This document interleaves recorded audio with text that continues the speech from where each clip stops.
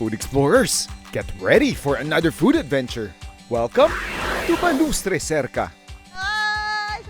At mas espesyal ang ating paglalakbay dahil makakasama natin ang farm owner na hindi lang magaling magluto, kundi isang award-winning host at journalist din, Miss Susan Enriquez. Hilit kami ng mga putahing simple at siguradong kayang-kaya mong lutuin sa sarili mong kusina. Love it! Gandang ng color! Tara nang magluto, kumain at magkwentuhan dito sa Farm to Table. Ang balimbing hindi lang ho sa politika. Meron no dito!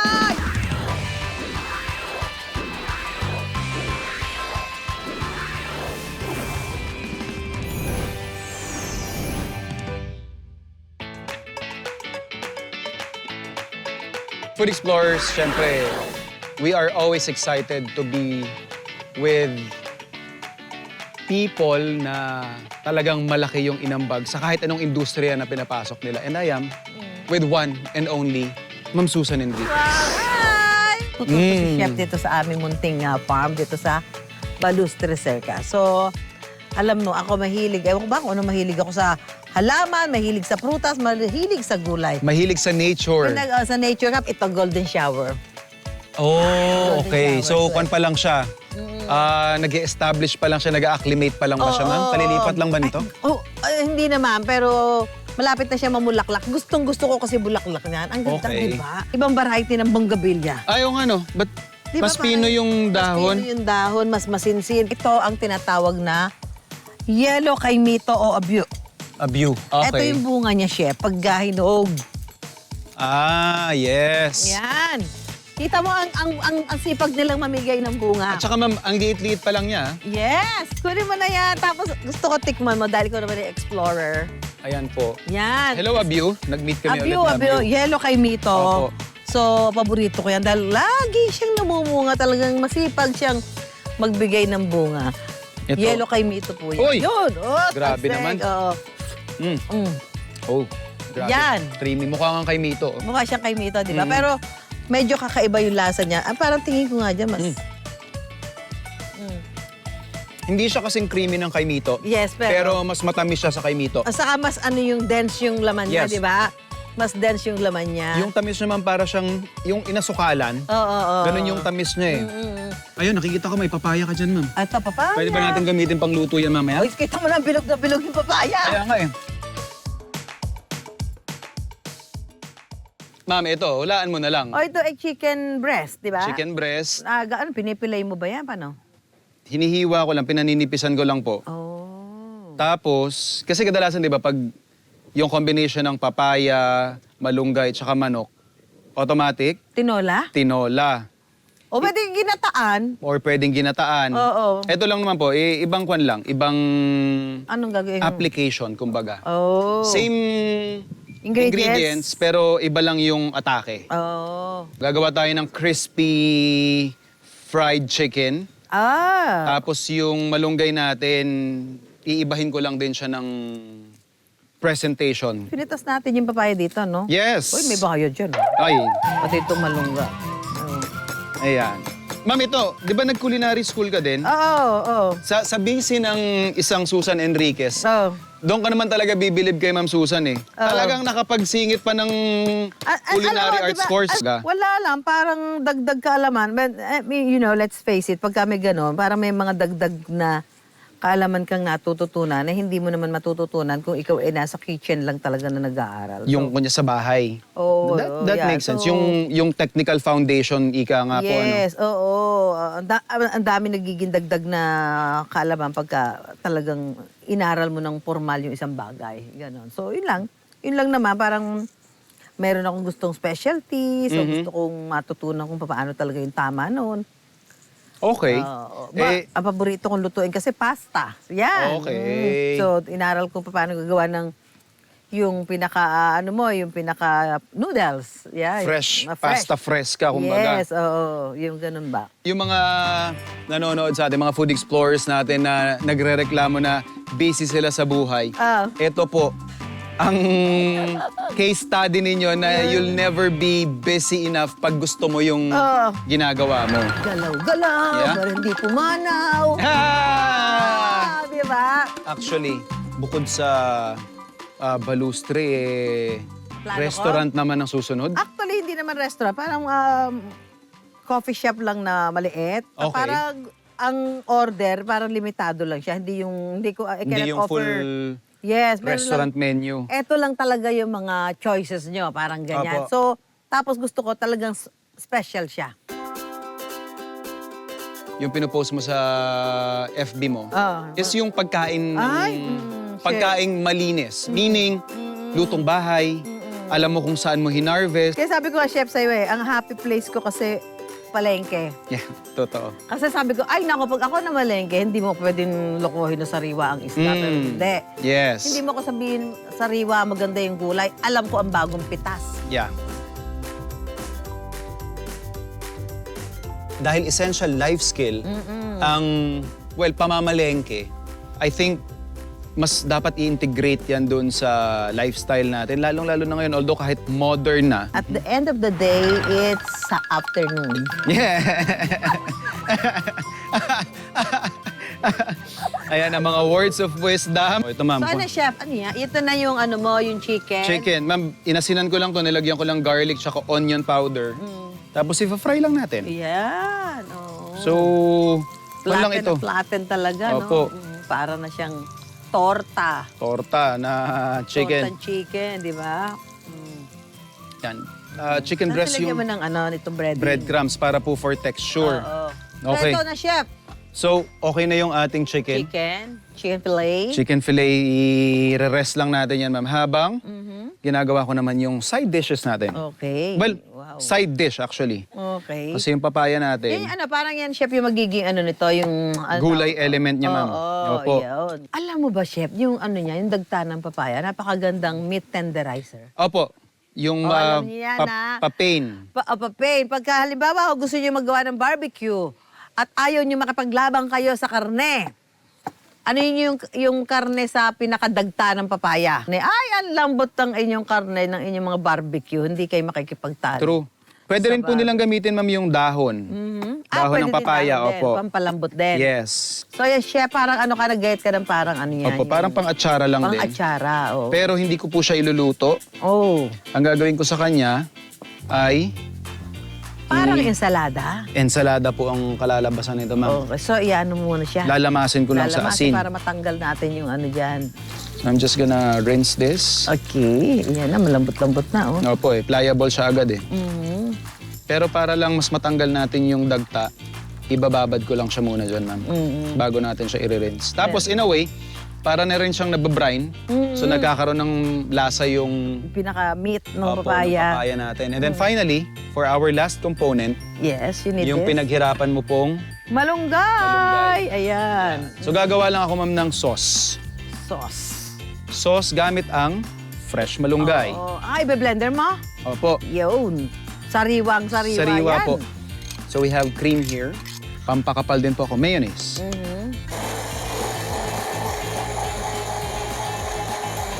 Ayan, ganda. Para siyang ice cream. Parang ice cream. Oo.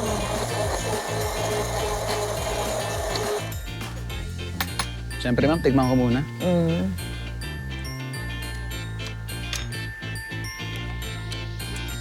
Meron siyang parang pait. Pero Kasi itong malunggay, may kaunting pa ito eh. I don't mind. Okay. Lagyan ko lang po ng Basta iisipin mo na pagka mapait, masustansya. healthy. Oo, Yes. healthy siya.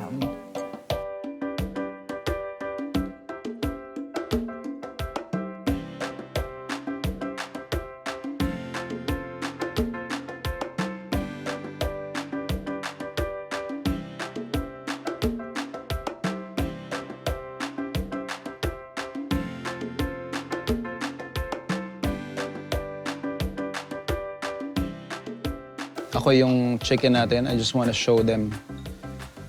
So, isi-serve ko lang siya ng whole. Oop.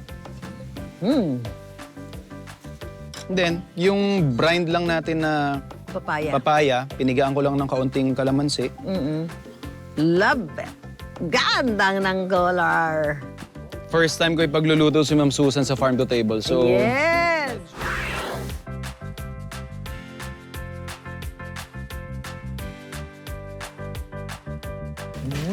Ang sarap. Refreshing yung papaya. Naku, meron akong bagong flavor na sauce. Meron akong favorite ngayon na sauce. Yan, gusto ko yung malunggay. Ang sarap niya, yung sariwang-sariwa. babawasan ko lang yung malunggay. Para hindi siya ganun ka... Ka-strong. Oo. Pero ako, okay sa akin matapang. Okay. Kasi bilang ang malunggay ay super Superfood, yes. Ayan, so okay sa akin na marami siya. Lasang-lasa ko yung malunggay. Ang sarap. Tsaka may certain freshness siyang binibigay. Ganda ka, mga nagda-diet. Tsaka may Bakit ka texture. mag-IF pa? Pwede ka namang mag-chicken moringa. Galing na yan.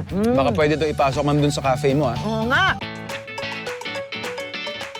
Ay, yung avocado namin, maraming bulaklak. Chef! Paano kita mabibigyan, Chef? Ay, di bali, ma'am. Kabite lang din naman Ay, ako. na bulaklak, oh. Dami na. Ay, salamat po, Tas. Marami na binibigay na. Nako, na bunga. busog na naman ang mga taga-unang hirit. Oo. Alam mo, kasi sumasabi, ayaw, ibenta. So, ibebenta, ay konti lang din naman niya. Mas masayang may mapakain ka sa mga kaibigan mo, di ba? Hindi, tsaka kwan yun, ma'am, eh. Love language yun, eh. Ganun mo pinapakita yung pag-appreciate mo sa mga tao na kapaligid sa'yo. Gusto kong masaya sila. So, ay, ito puno ng paminta. Ayan, oo. Oh, yung mga hindi pa nakakakita ng puno ng paminta, Ayan. ito po. Ang bunga ng paminta. Yan. So, pag nagluto kami na kailangan ng pamintang buo, iba ang anghang ng pamintang sariwa. True. Maniwala ho kayo. Meron ako ditong peanut butter tree. Peanut butter tree? Yes, sabi niya, bakit siya peanut butter? Kasi yung bunga niya, lasang peanut butter. Eto, Ganda. this is the peanut butter tree. Patasan ng bunga Ano mo. itsura ng bunga nito, ma'am? Bakit kung kailan kita kailangan na wala ka ng bunga? Peanut butter tree? Dapat nakatikmo mo yung bunga niyan. Hindi, pero lasang peanut butter. Oh, ma'am, Nga. ito, Ano amoy mo? lasang mani na hilaw. Alan? Yung mani? Yung amoy? Apo, gusumutin niyo, ma'am. Ba? Ay, oo, amoy maninga. Ito na lang, chef. Kuha ka lalo ng balimbing. Ayan. Ah, grabe Oh. naman. Tara! Balimbing! Pwede pa ito, ma'am. Oh, pwede yan, chef. Oo. Tamis! Tamis. Oh. Tamis ng bilimbing. Allah, Oh Allah. my God. Ang lalaki, oh. Kain kayo. Kain kayong balimbing. Ang balimbing hindi lang ho sa politika. Meron na dito. Yan, oh. Yan, oh. Ano naman ito? Alin? Ah, Betel? yung ano yan, di. Para siniguelas, pero tikman mo, nakakain niya, maasim yan. Chef, tikman mo. Yaman din lang mahilig ka tumikit. Tikman mo, maasim yan. Para po siyang yung Indian mango. Yun! Ah, Ito pa lang yung pinagtataniman mo, ma'am. Ah. Marami ka na makukuha. Sige. Mahilig kasi ako sa mga citrus na prutas. Kaya ang dami ko ditong citrus. Yan, parang hindi. So may kalamansi. Ito ay Katmon. katmon, di ba? May bunga na rin yung katmon mo, ma'am. Yes! Ito ay Japanese orange. Kaya lang, may takip. Malalaki na yan eh. Pwede na siguro itong pitasin. Tignan natin. Chef, tulungan mo ko.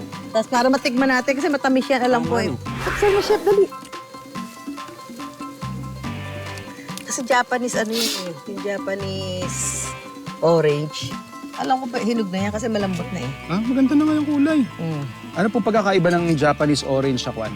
Sa yung lasa, yung tamis. Ewan ko lang matamis na. Matamis na? Yeah.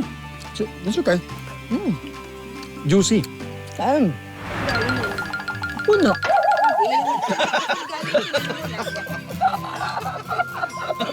Alam mo yung ano, baby cucumber? Ay, opo. Pepinito. Halika di. Ah, ano tawag doon? Pepinito. Paborito po ni Ate Suzy. Oo nga. Ayan, ma'am. Yung puno. Sabi Ayan. ko kay Susie. Damo lang yan eh. Ito po, hinog na. Ito, hinog na yung item. Yan po yung parang native natin na. Akala niya pagkain lang ng dagayan. Mamukuha lang ako ng buto, ma'am. Kumuha ka, tatanim mo? Ang dali lang yan eh. Pag ano na, dadami na agad siya. Paano kayo, ma'am, nagkakilala? I mean, gano'n na kayo katagal magkasama? Si Laura ay 15 years na sa akin. Sa sa kanya ka na rin lumaki. Kasi nung dumating siya, sabi niya gusto niya makapag-aral. Gusto niya makapagtapos. Alam mo, yung mga pangarap Yeah. niya. Parang kung ano ba may tutulong, matupad yung pangarap niya, di ba? Nagumpisa si Ate Laura bilang kasambahay ni Ma'am Susan. Pero sa pinakita niyang loyalty at kasipagan, siya na ang tumatayong assistant manager ng Balustri Cerca. At ang madalas silang bonding, pagluluto at food trip. Natuto akong magluto, elementary pa lang ako, siguro mga grade 3. Marunong ako magsaing ng bigas kasi siyempre dati mahirap yung buhay. Noon, lagi kaming naiiwan sa bahay. Tapos kaming mga magkakapatid, tinuturuan kami kung paano magsaing para umalis man sila, marunong kami, hindi kami magugutom. Sa family niyo, ikaw yung nakapagtapos lang, di ba? Una. Oy, sa ano yan? PUP yan, oh. Yung isa. PUP yan, ah. Hello po, mga food explorers. Ako po, si Laura. Ngayon po, ako'y magluluto ng ginataang talbos ng balinghoy. Ito po siya yung talbos. Ang kukuhanin lang po natin is yung pinakatalbos po niya. Tapos, gagayatin po natin siya ng ganito po. Sa Tagalog is balinghoy, pero sa English po is kasaba po. Kailangan din po natin ng pangalawang gata, kakang gata. Ito po yung unang gata. Kailangan po natin ng panlahok na alamang, asin para sa to taste, bawang, sibuyas, tsaka sili.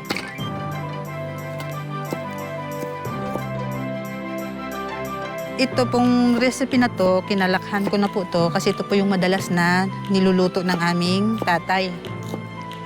Yung tatay ko po, mahilig sa maanghang. So lahat ng ulam po na iniluluto niya, hindi po mawawala yung sili. Kaya kami, nasanay na rin kumain ng maanghang. Yan, iwain po natin yung sili. Ilalagay na po natin dito sa kawali po. Tapos, sibuyas, bawang, tapos itong alamang, tsaka ito pong pangalawang gata. Hintayin po natin siyang kumulo, tapos saka natin siya haluin. Pero yung iba, ang kadalasan, ang iba pag nagluluto, ginigisa nila yung bawang, sibuyas, tapos yung, kung ano man yung lahok nila. Pwedeng baboy, pwedeng tinapa. More than 10 minutes, ayan, kumulo na siya. Ayan. Pwede na po natin siyang haluin. Ngayon, hintayin po lang po natin na medyo matuyo po siya. Saka po natin ilalagay yung unang gata. Hindi na po natin siya tatakpan para madali po siyang matuyo. Ngayon, ilalagay na po natin tong unang gata. Tapos, isabay na po natin tong sili. Ngayon po, kasi nailagay na natin yung unang gata. Ngayon, hihintayin na lang po natin siyang kumulo at maluto yung gata. Tapos, isi-serve ko na po siya kay Ma'am Susan at Chef JR.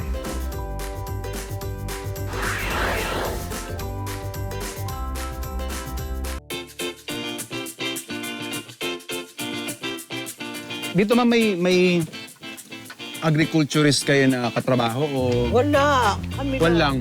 Kung Kami anything goes. Anything goes. Basta try ka lang ng try na magtanim. Pero kasi, yun naman ang nature talaga. Ay, sa bagay, sa gubas nga. Wala naman nagbabantay na agriculturist doon, di True. ba? Hindi lang farm tour ang pwedeng gawin dito sa Balustri Cerca. Staycation spot din ito para sa buong pamilya. We can accommodate sleeping capacity 50 packs. Ang madami. Ito kasi ito, pero dito good for 20. Ba't parang malaki siya for 20 packs? Ha? Baba yung pinaka-kainan, sa taas yung tulugan. Kompleto na yan. Dadalhin nyo na lang dyan yung lulutuin yung pagkain. Tapos dito ma'am, sa Balustre, may nakikita ako, may pool. May pool, may basketball. Ayan, oo. Well, actually, yun lang naman ang meron dito that you can walk around, ganyan. Okay. Ikot ka lang ng ikot, may exercise ka na. Alright, may video ka ba dito? May videoke. Ayun. Kaya lang kailangan marunong kayo kumanta. Oh, siyempre. Noise pollution yun. Pag pangit mo. At saktong-saktong gusto nila mag-concert or may mga special events sila, meron kayong... Meron kami dito pavilion na pwede nyo gamitin. Yes. For any occasion, wedding, reunion, birthday, debut, whatever. Yes. This one can accommodate mga 100 Kaya person. Meron kami na social media page, pwede doon magpaano ng mga inquiries na lang. Tapos kung meron kayong gusto makausap, may makakausap naman kayo doon. So this is our small, humble place. Oh, ito ma'am. Siyempre, yung weather, yung visual, napaka-picturesque ng kahit anong angulo, pwede kang mag-post dito eh. Pero I think, ang pinaka nagustuhan ko dito, hanggang sa logo mo, Loyal Kapuso. Ganyan, kapuso tayo. Loyal Kapuso. Yan, katas ng Ayan. pinaghirapan. Oo naman. Matapos mag-ikot sa farm, si Ma'am Susan naman ang bibida sa kusina para ipatikim sa atin ang pinagmamalaki niyang ampalaya dish. Ito naman siguro, chef, ay naluto mo na, yung ampalaya. Hindi ko lang alam kung na-try mo na ba yung may biskotso. Actually, yun nga po yung tinatanong ko, ma'am eh. Ba't may biskotso? Bakit may biskotso? Wala lang, para dagdag texture lang ba? Pampakapal nung Tapos sabaw. I hope this biskotso is medyo matamis. Opo, tamis. Pwede. Alam mo kasi ito yung nung bata kami, ang nanay ko lagi nagluluto nito. Kaya yata na ano ako sa pagkain ng ampalaya. Okay. Nawili kasi parang, wala man siya pait. Ganon. Oh. Di ko alam kung ina-absorb niya yung pait ng ampalaya. Pero wala po kayo ibang ginagawa dito sa ampalaya, hindi nilalama sa asin? Nanay sa ko tubig. parang inaano niya sa asin, binababad sa mainit na tubig. Okay. Tapos lalagyan niya ng asin, tapos gaganuhin niya para dubawas ng ano. Pero ako na ngayon, parang minsan hindi na lang. Ako. Pwede namang wag na. Opo. Yan. Saka parang tingin ko, chef, may variety ng ampalaya na hindi mapait. Feeling ko rin. Kasi I mean, hindi meron- po pantay-pantay yung pait nila. Yes, kasi parang merong ampalaya na parang malalaki yung hibla, ganyan. Ito yung variety na hindi masyado mapait. Pero pag yung green, Oo. na magkakadikit silang gano'n, yun ang mapait. Lalo na po yung native. Oo, lalo na yung native na pang pinakbet, di ba? So, may kaya piliin nyo na lang din yung ganung variety. Yan. Tapos bawang sibuyas, kamatis na tayo. Okay. Yan. So, nagluluto ka ng ampalaya, I'm sure ang luto mo ay may itlog. Actually, kahit ano po, minsan boiled lang. Lalo na pagkuan lang, pag may maganda akong nakuhang bagoong isda, boiled lang po. Ano to, olive oil? May budget? Taray. So, pwede na nating simulan ang ating paggigisa. Ma'am, sa lahat ng shows na ginagawa mo, hindi ka inoferan ng cooking show? Parang wala pa eh. Lagi na lang ako pinagluluto sa unang hirit. Wala Oo. namang extra bayad eh. Yan. So, hindi ko na masyadong lagay ko na tong hipon. May budget. Daming hipon. Ay, yung pala, chef, yung Kaldo, ma'am? kaldo. Ito na po. Pakukuluan na natin. Gaano karami, ma'am? Sige na. Pwede niya, chef. Kasi hindi naman kailangan parang mas Sabaw. sabaw. Oh. Lutuin lang natin ang hipon. Sabihin mo, ma'am, pag sobra Sige. na. Okay na yata. Okay na po. Okay na yan. Yan, tayo lang natin kumulo ang ating nung palaya. Yan palang ulam na to. Sabi nung nanay ko na pag nagluluto, paiinitin ng ulo ko, papait yung ampalaya. Ay, Di ba sabi, may ganun pamahiin, ano? Luluto ako ng ampalaya, umalis ko dito. Pinalaman kaya noon. Sabi, papait yung ampalaya, tapos pag mapait, Sisisihin ka. So pag inihain na niya, parang alam mo, ang lapot ng pinaka-sauce, ganyan. Kasi nga, nilagyan niya ng biskotso. Yeah, so pwede na natin ilagay itong kumukulo-kulo na siya. Sige, lagay na natin itong ating ampalaya. Ha? Alam na to. Magpapatumba ng kanin to. Kailangan ito, may kanin to, may kanin. Yan. Ayan, pagka ganyan, sarap ng luto ng ulam, healthy. Tapos saglit lang naman ng ampalaya. Hindi man kailangan overcook Yes. di ba? Actually, Sarap yan, mabantuan lang ng mainit na tubig yan. Okay na. Yes. Yan. Yan, yung ganyan, okay na yan eh. Kaya lang, siyempre, ang ano natin, ang tinatawag natin pinakakaiba dito, meron siyang Biskotso. biskotso. Pero inisip ko rin ma'am kung gaano ba ako kadalas kumain ng ginisang Ang palaya? ampalaya na may hipon Okay. Ako kasi nga, yung pagmadalian, kasi ang hirap, di ba? Pag wala kang hipon sa bahay, di ba? Yeah. Pero ang itlog, kadalasan, yan ang meron sa mga bahay. Yes. So, para mas madali, lalagyan mo na lang ng itlog. Itlog. Yung ampalaya mo kung nagluto ka, para may madali ka. Malinamnam. Naglalaway na ako Malinamnam na yung lasa niya. Manamis-namis na siya dahil doon sa hipon. Okay. Yan, manamis-namis na. So dahil ano na siya, almost cook na rin naman yung ating gulay. At sabi Apo. ko nga, di ba chef, hindi naman siya kailangan i-overcook. Yeah. Tapos yung pinaka-ingredient niya na hipon is nakikita natin, luto na rin naman siya. Tumiklop na siya, yung kapalaran niya, nakita na niya. Ayan na. Di pwede na natin lagyan ng lagyan ng biskotso. Yan. So, yan chef, makikita mo, mag-iiba lang yung ng sabaw. Opo. Texture. Medyo lalapot. Di ba? Okay. Medyo lalapot lang siya. Tapos may dagdag din pong kaunting tamis. Yes, may kaunti siyang tamis. Yan. Ayan na, ginisang ampalaya with biskotso.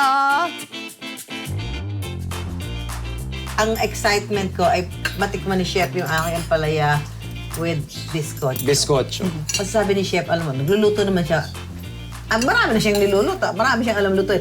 Pero hindi pa niya na-try to. Pero ito, Chef, nung niluto ni Laura na talbos ng kasaba, na-try mo. Kasi Apo. sa mga Bicolano daw, ang pangaraniwan yan. Yes. Yan po yung everyday na Actually, hindi lang po sa Bicolano. Kahit sa maraming probinsya, ma'am. Yan staple na ulam. Okay. kasi yun po yung maraming tanim po doon. Yes. Lalo na basta po, ma'am, sa isang lugar na maraming nagtatanim ng balinghoy, matik yung mga tao Matik doon. yung talbos niya. Yes. Kasi nung nagluto si Laura niya, parang sabi ko, naluluto ba ganyan? Akala ko, laing. Apo. Nung niluto na, laing ba to? Yung pala talbos siya ng kasaba. At least may pakinabang ka, di ba? Doon sa Magagamit mo yung dahon, tsaka yung Laman niya. ng kwan. Oo. Kaya lang, mahilig sa maanghang. Hindi ko Masarap mahilig yan. sa maanghang. Chong. Yung ano ko? Anong may nilagyan ng biskotso? Ano na dagdag sa ano niya? Texture. Texture. Literal na dinurog na tinapay. So parang may mga micro sponge kang na titikman. So, yeah. This actually works. Siguro mas na-appreciate ko siya this time. Kasi alam ko yung kwento na nakaakibat doon sa recipe ninyo. Na parang sinishare mo na rin sa akin yung kabataan mo. Na kinakwento mo kanina pag yung mga kapatid mo nag-aagawan kayo dun sa sarsa. Sa sarsa, Mm.